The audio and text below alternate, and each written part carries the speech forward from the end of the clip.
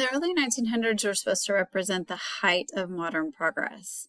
So industrialization had transformed economies, science had advanced rapidly, and European nations controlled vast empires. But instead of stability, the world experienced two devastating world wars and a global economic collapse known as the Great Depression.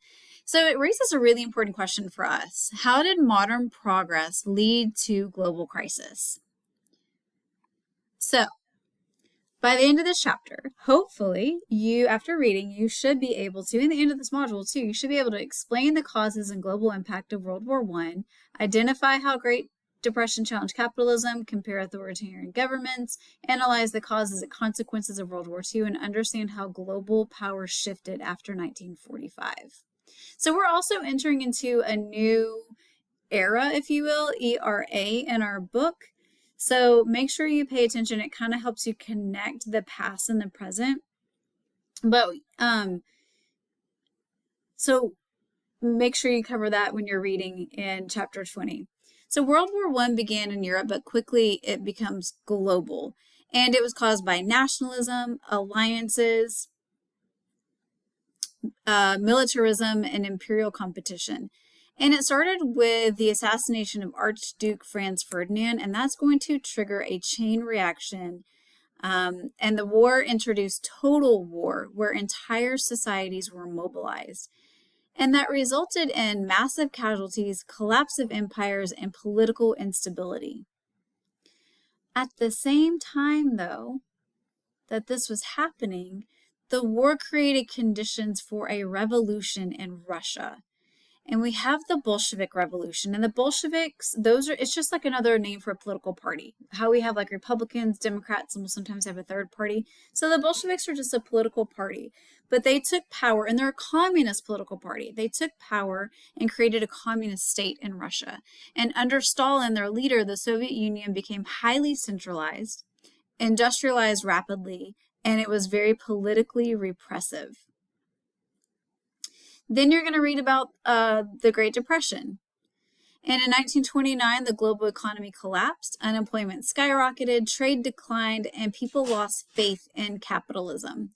Governments respond in different ways. So reform happened in the United States with the New Deal. Authoritarianism in Germany and Japan prevailed.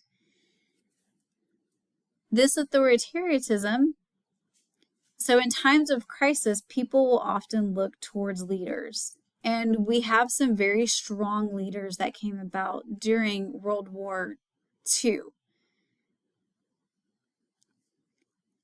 We have fascist regimes. They promise stability. Remember, we're in the Great Depression. Everything is unstable. They promise national pride, and they promise an economic recovery. So two of those major people are Hitler and Mussolini. They both gained power by appealing to fear and frustration. Japan followed a similar path, but they used military instead. So World War II was even more destructive than the first. It began with expansionist goals. So Germany and Europe,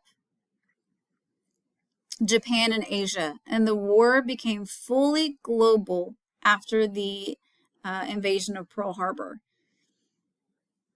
well, the bombing of Pearl Harbor. And the war, when it became global, it included the Holocaust, mass civilian casualties, and atomic warfare.